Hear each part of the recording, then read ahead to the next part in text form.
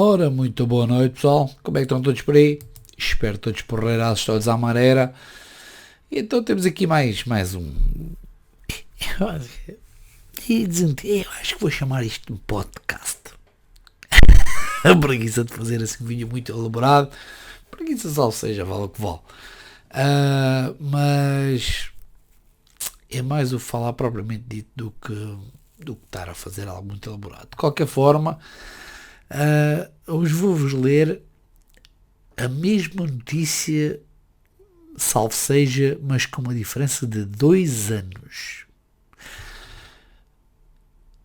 Cada vez temos mais dificuldades no nosso país, infelizmente. Não é no nosso país, é na Europa, no mundo, mas estou a falar aqui do nosso cantinho, porque é aqui que a gente vive e é aqui que a gente está. E cada vez com mais inflações e dificuldades financeiras, dificuldades, enfim, em vários géneros, de saúde, de educação, enfim, de todo o género, como vocês podem ter já percebido. A notícia que eu vos vou ler aqui foi escrita em maio de 2020. 2020, ouçam com atenção, porque a seguir vou-vos ler a de 2022.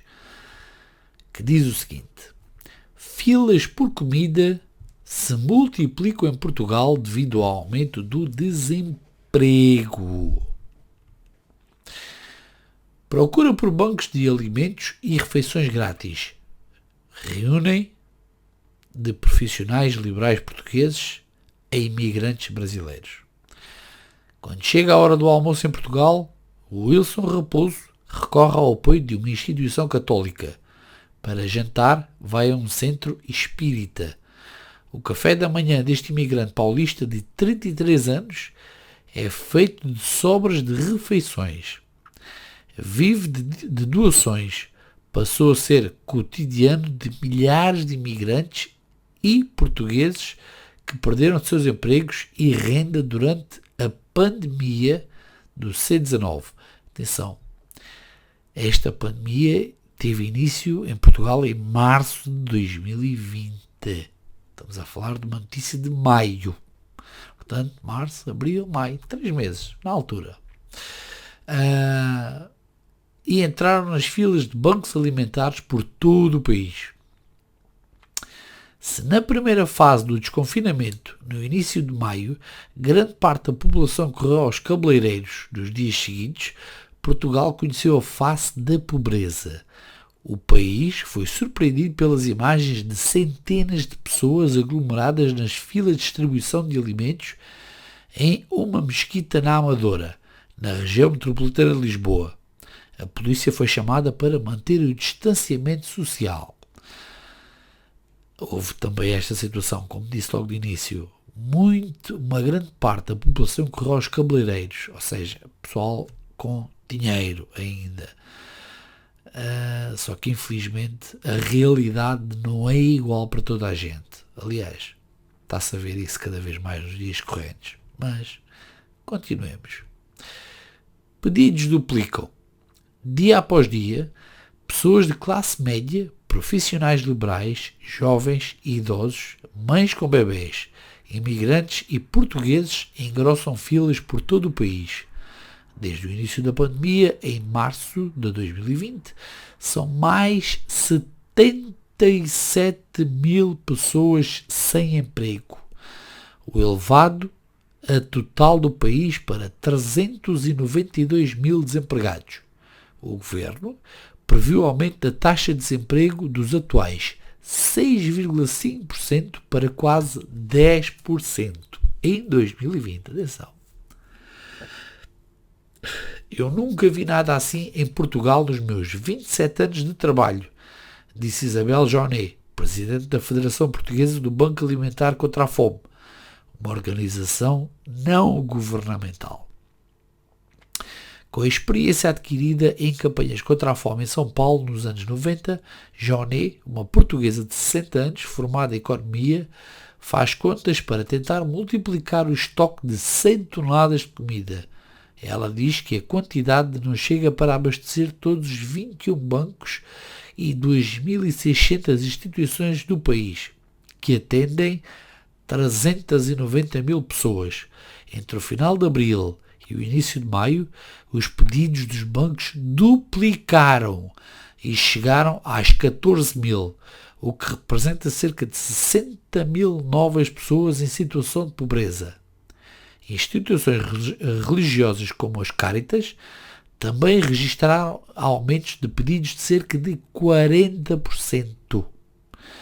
Eles são dentistas, taxistas, músicos, fisioterapeutas, manicures, profissionais liberais, diversos ligados ao turismo e restaurantes, entre outros, sejam imigrantes ou nacionais, brasileiros e portugueses, estão juntos na fome causada pelos efeitos económicos da pandemia, porque ninguém esperava perder trabalho de uma hora para a outra, afirmou Joné.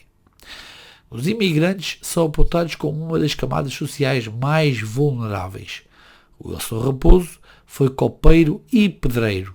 Com 6 meses de residência em Portugal, perdeu os rendimentos com a paralisação dos serviços não essenciais e teve que recorrer ao apoio emergencial da Segurança Social para não começar a dormir na rua.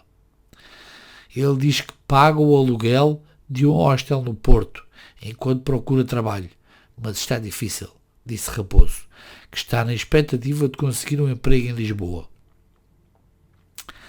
Com o fechamento das creches e escolas públicas, onde as refeições eram gratuitas ou muito mais baratas, a balconista portuguesa Telma Fernandes se viu em casa com 4 filhos de 3, 9, 13 e 20 anos para alimentar. E foi surpreendida com a liberação da prisão do irmão, medida para conter a doença no sistema carcerário. Fiquei 3 horas na fila para conseguir arroz, batata, açúcar e atum. Este mês recebi 400 euros, que em moeda brasileira se dá 2.348 reais. E só o mercado custa 500 euros. Ou seja, ela conseguiu receber menos do que aquilo que se gasta em mercado. Fora as outras despesas, como remédios e contas, que não consigo pagar mesmo com o abono da Segurança Social, disse ela. Psicóloga e diretora técnica do Centro Social e Paroquial de Nuno Alves Pereira de São Tiago, em Camarate, uma das regiões mais pobres de Lisboa. Filipa Sampaio Moreno coordena a distribuição dos alimentos que chegam ao Banco Alimentar. As pessoas desabafam. Há gente que teve que ser alimentada imediatamente, algo que não fazíamos aqui, nem nos anos de intervenção da Troika, Programa de Ajustamento Económico da Comissão Europeia, Banco Central Europeu e FMI entre 2011 e 2014. Senti esta fragilidade, contou Moreno. 2 milhões de pobres. Pobres, minha gente. No bairro de Sacavém, a cuidadora de idosos paulista, Mary Nascimento, vive com o filho em casa de uma amiga, que tem 5 filhos. Ela se mudou durante a pandemia porque dividir um aluguer de 350 euros era muito mais barato que 680 euros que pagava sozinha. Cuidava de 2 senhoras e manteve o seu trabalho com uma. Se não fosse a doação de alimentos, não daria para fazer o supermercado para 8 pessoas, garantiu. Portugal tem quase 2 milhões de pessoas na faixa da pobreza. O governo ampliou em 50% a distribuição de cestas alimentares para 600 instituições sociais, passando de 60 mil para 90 mil famílias. O apoio da Segurança Social foi estendido aos trabalhadores informais que não contribuem para o sistema no último ano, que têm direito a 219,40 euros mensais. Esta foi a primeira fase de 2020, quando a pandemia teve início e as dificuldades existentes. Agora passemos à segunda notícia, com 2 anos de diferença. Em maio de 2022 saiu esta notícia, que diz o seguinte: há cada vez mais famílias a sofrer de fome em Portugal. Já são mais de 8.000 pessoas que estão em situação de sem-abrigo em Portugal, de acordo com os dados avançados pelo ENIPSSA em setembro. Tanto os sem teto como os sem casa e até aqueles que apenas vão à rua à procura de apoio, procuram cada vez mais a ajuda do Casa para conseguirem comer. Há mais de 8.000 pessoas em situação de sem-abrigo em Portugal, mais exatamente 8.209. E atenção, 8.209, isto é as pessoas que esta entidade reconhece e sabe. Provavelmente serão muito mais. Não fazem a mínima ideia. Enfim. Este número foi revelado no final do mês de setembro pelo Portal de Estratégia Nacional para a Integração de Pessoas em Situação de Sem-Abrigo. A ENIPSA, que tem dados atualizados de 275 concelhos até ao dia 31 de dezembro de 2020. Segundo a ENIPSA, o conceito de pessoas em situação de sem-abrigo é dividido em 2: pessoas sem teto e pessoas sem casa. O primeiro diz respeito às pessoas que vivem na rua ou noutros espaços públicos, em abrigos de emergência ou em locais precários. E o segundo é aquelas que vivem em centros de alojamento temporário, em alojamentos específicos para pessoas sem casa ou em quartos pagos pelos serviços sociais ou por outras entidades. Do total de pessoas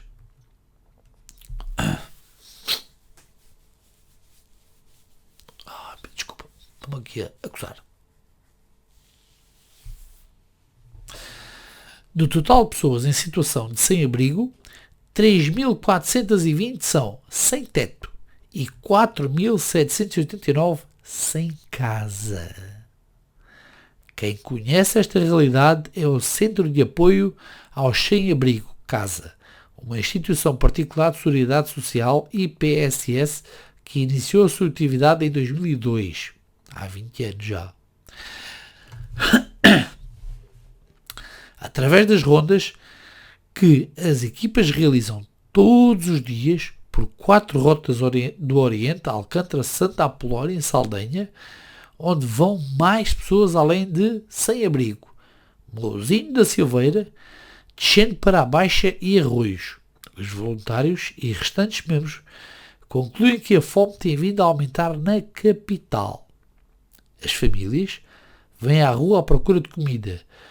Todos aqueles que viviam da hotelaria e do turismo, principalmente, têm estado muito mal. Pedimos sempre dados. Procuramos ser o mais abertos possíveis. Se não houver cruzamento de dados das associações, é muito fácil as pessoas aproveitarem-se, diz o diretor-geral Nuno Jardim. No entanto, temos tendência de um caso extrapolar para o geral e não podemos esquecer que pedir comida não é algo muito agradável. Ainda temos muita vergonha. Portanto, acredito que quem o faz está efetivamente a passar dificuldade. De acordo com a ANIPSA, a Área Metropolitana de Lisboa, AML, é a zona que concentra o maior número de pessoas em situação de sem-abrigo no país. 3.665 sem casa e 1.121 sem teto. Atenção, isto é só na Grande Lisboa.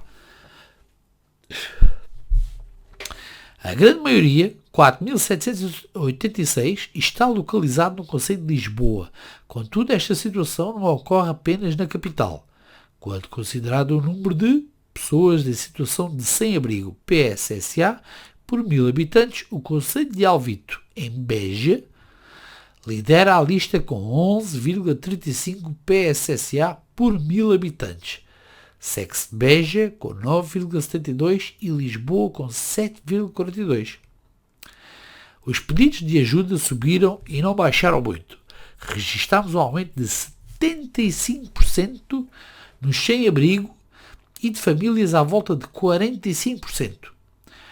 Os de sem-abrigo baixaram 6% nas famílias, que também ficou estável desde 2020. Ainda não houve possibilidade de recuperarem. Nós nunca paramos e, infelizmente, há associações que tiveram de parar por causa da pandemia. Reconhece, adiantando, que a classe média e média alta são aqueles que sofreram maior impacto negativo. E provavelmente ainda vão sofrer mais impacto agora com a constante subida do inflacionamento. A nível alimentar, a nível de créditos de habitação.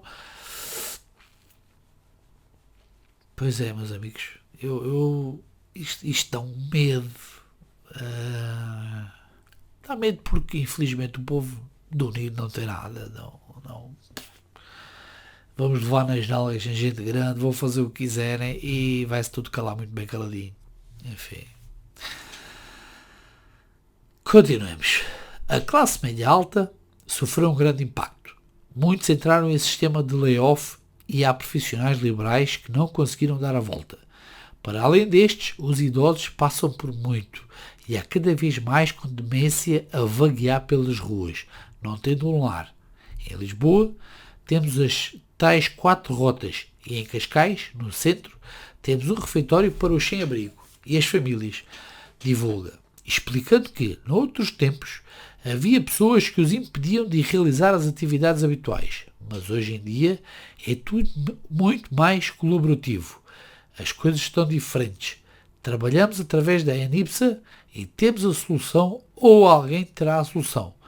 Tudo depende das vagas e instituições de determinada região. E depois é aprovado o projeto que apresentam e com a Segurança Social desenvolvê-lo e dentro da rede são identificadas as pessoas para cada habitação. Esta situação das habitações, infelizmente, também é outro negócio. É outro negócio, agora é um negócio, infelizmente, muito grande. Quando a gente sabe que estão milhares de casas em Lisboa fechadas para poderem, como é que é dizer isto? Aumentar os valores das rendas e o valor dos arrendamentos, enfim. E quem diz Lisboa diz o resto do país. Não é só Lisboa, é o resto do país. Está numa situação um bocado complicada. Enfim, vamos continuar aqui a ler. A perspectiva de Nuno Jardim vai ao encontro daqueles que a ANIPSA vinculou há 7 meses. A média de idade das pessoas que ajudamos em situação sem abrigo é de 47 anos. O intervalo é entre os 45 e os 54 e são mais homens do que mulheres. Diz, sendo que a primeira mencionou que a maioria das pessoas em situação de sem-abrigo são cidadãos portugueses dos 45 e os 64 anos, do sexo masculino solteiro e com ensino básico de escolaridade. No entanto, o relatório aponta ainda que existem 347 casais sem casa e 387 casais sem teto.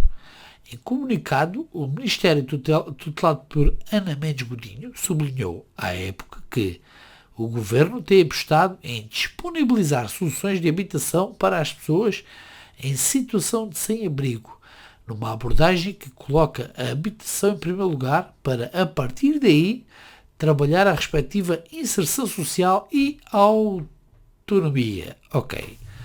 A grande questão que se mete aqui é: será que realmente o Governo fez alguma coisa pelas casas?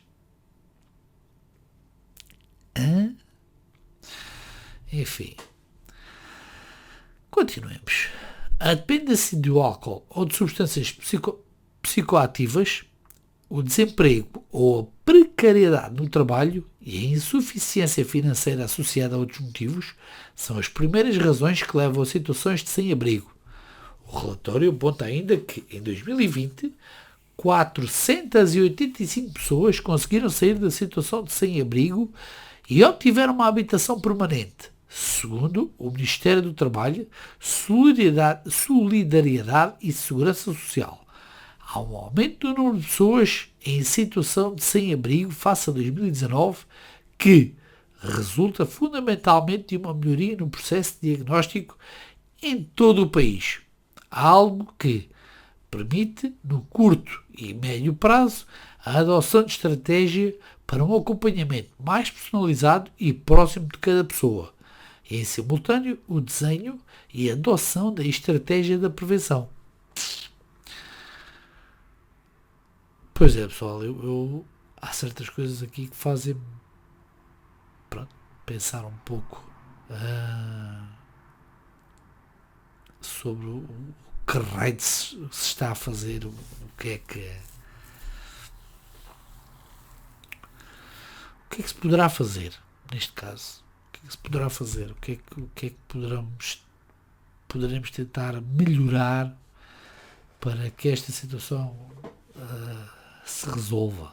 Porque infelizmente morar na rua, morar debaixo da ponte, cá está, está cada vez com maior perspectiva disso vir a acontecer. Porque cá está, inflacionamentos brutais, combustíveis não param de subir, alimentos não param de subir. O BCE já disse que até 2023 provavelmente vamos ter taxas de juros altíssimas ou a subir. Pessoas a entregar casas, muito provavelmente sem capacidade de poderem ter uma casinha, porque se ficarem sem casa, alugar uma casa hoje em dia é irreal. É irreal, porque 600, talvez 650 euros é praticamente os valores mínimos que se estão a praticar. Então, enfim, continuemos. Os governos têm vindo a ouvir-nos cada vez mais. A estratégia nacional é implementada através deles e ao longo do tempo, sendo auscultados. Não têm feito as coisas de forma autocrática. Sobre se é necessário fazer mais, não há grande volta a dar. Cada vez vai haver mais respostas, mas nunca chegam. As pessoas com as quais vamos mantendo contacto, acompanhamos e verificamos se conseguiram, de facto, fazer uma total reinserção. A comunicação e a partilha de informação são necessários, afirma Nuno Jardim, avançando que, para quem não conhece o CASA, a explicação é simples. Temos como principal missão apoiar todos aqueles que estejam em situação de carência socioeconómica, sejam eles sem abrigo ou indivíduos e famílias necessitadas, etc. Tudo isso é irrelevante. O que importa é que precisam de ajuda, declara, adiantando que a saúde mental é um dos problemas mais graves que existem em Portugal. Há casos de esquizofrenia, bipolaridade, outros cuja especialidade não sei porque não sou médico, mas basicamente na rede contactada, as entidades à qual podemos encaminhar as pessoas é muito complicada, porque não há respostas para tal. Avança acrescentando que o Serviço Nacional de Saúde, o SNS, tem de estar receptivo e tem feito isso mesmo. A questão é que a pessoa não pode ser tirada da rua de forma compulsiva. Tem de haver uma situação concreta. Não há mecanismos para tirá-la se ela não quiser. Chamamos o INEM e a PSP e pouco mais. Se a pessoa não quiser, ninguém consegue ajudá-la. Remata o dirigente no CASA.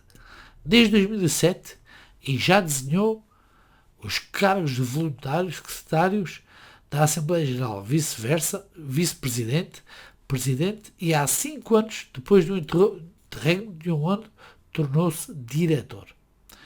No ano passado, a Casa distribuiu 223.620 refeições em Lisboa, 219.577 No Porto, 86.220 em Cascais, 25.360 em Setúbal, 20.128 na Madeira, 12 presentes nesta cidade, enquanto aos cabazes foram paredes 4.392 e o Porto 3.168, que mais os entregam aos agregados familiares com necessidades financeiras. A pobreza nas grandes cidades. É importante que se resguarde a liberdade individual. Há uma situação limite. As autoridades não têm mecanismos. Todo o trabalho deve ser feito no sentido da canalização para a rede. Identifica-se as pessoas e depois a equipe vai ao encontro da mesma. Conclui Nuno Jardim, garantindo que a pobreza, tanto em Lisboa como no Porto, permanece. E as 110 pessoas que conseguiram tirar da rua são uma gota no oceano de todas aquelas que não têm teto e ou comida. Tiraram 110, mas vão 300 para lá, é complicado. Enfim. O relato de Laura, nome fictício. Ela relata o seguinte: divorciei-me do meu marido há um ano. Recebo 438 euros de subsídio de desemprego. Começou por desabafar Laura, nome fictício. Uma das 241.263 beneficiários da prestação de desemprego no Distrito de Lisboa, há exatamente um ano. Mãe de uma menina de 5 anos, recebe uma pensão de alimentos no valor de 100 euros. Uma medida aplicada nos casos de divórcio e noutros em que os alimentos devido aos filhos e à forma de os prestar são regulados por acordo dos pais, sujeito à homologação de acordo com a lei. É muito difícil neste momento, estamos a viver com os meus pais e é isso que me ajuda, porque de outro modo não sei o que faria. Explica a jovem de 30 anos que trabalha em várias áreas, como da restauração e da estética, mas os contratos começam a não ser renováveis. Ou seja, 6 meses, 8 da rua, 6 meses, 8 da rua, enfim. Há relatos de pessoas que mostram uma grande vontade de se desenvolver mais no mundo laboral. Elucida Fernando Diogo, professor de Sociologia da Universidade dos Açores e coordenador de estudos à pobreza em Portugal. Trajetos e cotidianos da Fundação Francisco Manuel dos Santos. Nesta obra, traçou 4 perfis de pobreza em território nacional: reformados, precários e desempregados e trabalhadores. Este perfil dos precários é o mais heterogéneo dos 4, porque ficam entre os desempregados e os trabalhadores. Há várias categorias sociais que têm taxa de pobreza muito elevadas, como famílias de 2 ou 3 crianças e famílias monoparentais. Diz, sendo que esta última realidade de Laura, descobrimos que muitos dos indivíduos que estão no perfil dos precários são os filhos adultos dos trabalhadores e vivem em casa dos pais. Avança. Em abril de 2021, por exemplo, recebi um cabaz solidário de frescos e agora pedi apoio alimentar outra vez à Câmara, afirmou referente-se à iniciativa que ajuda 1.500 famílias. O projeto primordial deste projeto passou em primeira instância por permitir aos produtores que escoassem os seus produtos, depois do encerramento das feiras onde se vendiam, e por todo o lado, apoio às famílias no pico da pandemia. Deste modo, a Câmara Municipal de Lisboa, CML, adquire os produtos e depois faz a distribuição pelas famílias mais necessitadas. Recuando até ao ano passado, As conclusões do barómetro C19 da Escola Nacional de Saúde, ENSP, em maio de 2020, comprovou que as pessoas com menos de 20 menos rendimento e com baixa escolaridade eram aqueles que tinham mais dificuldades em comprar as máscaras de proteção e em utilizá-las adequadamente. É de realçar que, dos que responderam ao inquérito de opinião social da ENSP, 60% sentiram dificuldade em adquirir este equipamento de proteção individual. Os dados indicavam que uma em cada 2 pessoas que ganham menos de 650 euros tinham dificuldades em comprar a máscara pelo facto de serem caras. Por seu lado, apenas uma em cada 10 pessoas de rendimento superior a 2.000 euros reportava esta dificuldade, assim que entendemos que as dificuldades não dizem respeito somente à comida, mas a todas as vertentes. Os 3Ds da pobreza. Eis os 3D da pobreza, enunciados por Fernando Diogo: o desemprego, a doença e o divórcio. Para todos os efeitos, uma questão de união de facto formal e informal tem o mesmo impacto. Não vemos só a separação dos orçamentos, mas também que, em alguns casos, os divórcios tiveram impacto na inserção no mercado de trabalho, porque complicam extremamente a vida às pessoas. Explica o investidor do Centro Interdisciplinar de Ciências Sociais.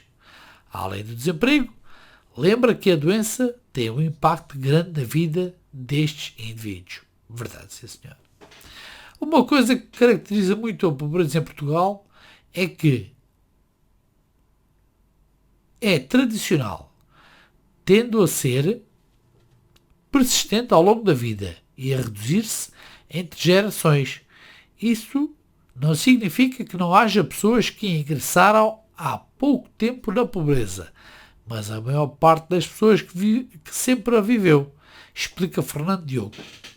Já em 2019, o estudo sobre o poder de compra Conselho do Instituto Nacional de Estatística INE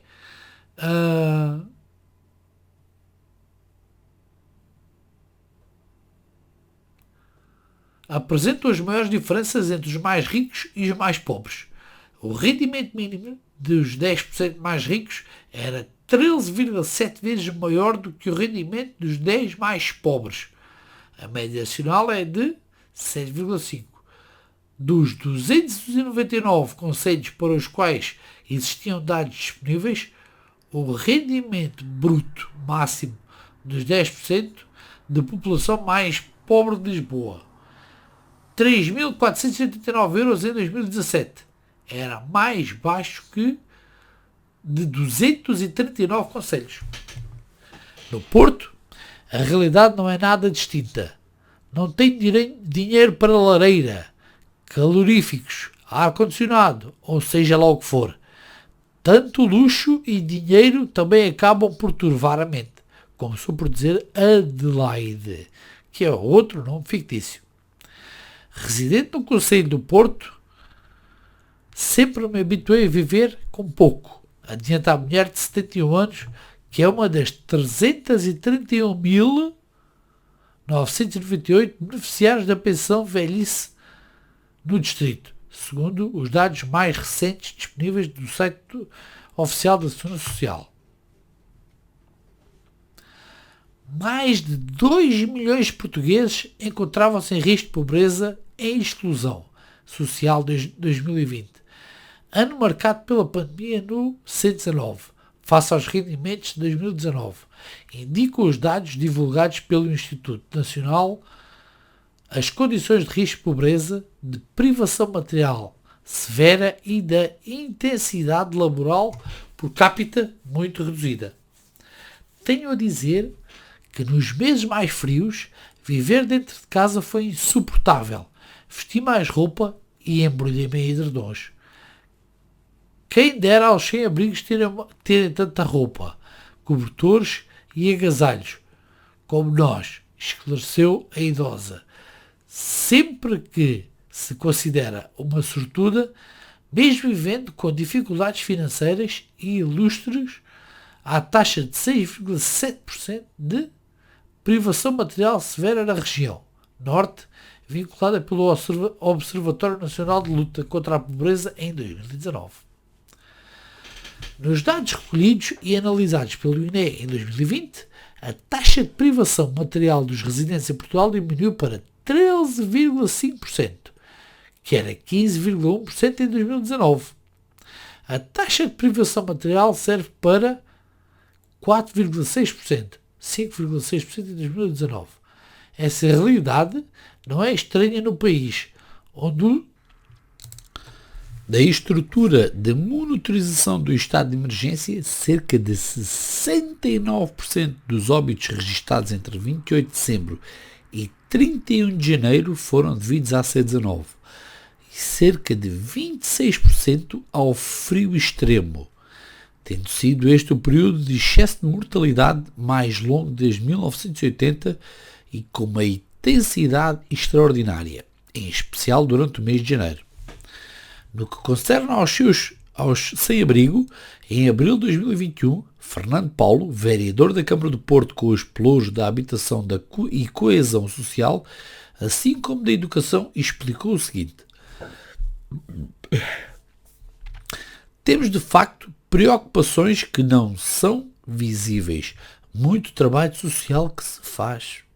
Fernando Paulo avançou ser essencial potenciar os recursos para investir nas áreas da inovação, do empreendedorismo e colocá-los ao serviço da cidade para ter um ponto de vista crítico, mas também de modelos de fazer a cidade e torná-la mais feliz.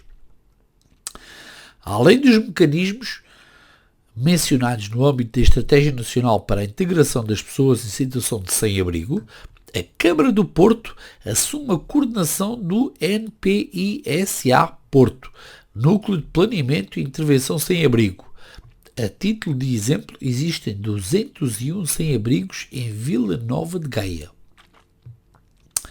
Cabe ao NPISA de Pisa fazer o diagnóstico, o planeamento e ativar as redes de resposta às pessoas em situação de sem-abrigo na cidade, potenciando o trabalho em rede e gerando complementariedade entre as várias instituições e entidades parceiras, elucidou Fernando Paulo, sendo que este núcleo encontra-se organizado em 6 eixos de intervenção: acompanhamento social, emprego e formação, habitação, participação e cidadania, saúde e voluntariedade. Pessoal, tal como eu vos estava a dizer, cada vez se vê mais pobreza, mais dificuldade, e há muita pobreza escondida. Também a verdade é esta, muita pobreza escondida. Pessoas que infelizmente não se mostram, não trazem as suas dificuldades à tona, e que fazem um pouco de tudo para esconder mesmo que estão a passar dificuldades e tudo mais. Uma das coisas que mais me custa ver é o facto que existem ordenados e dinheiros que são gastos tão mal gastos, assustadoramente tão mal gastos, que poderiam se calhar servir para tentar ajudar muitas das pessoas que precisam.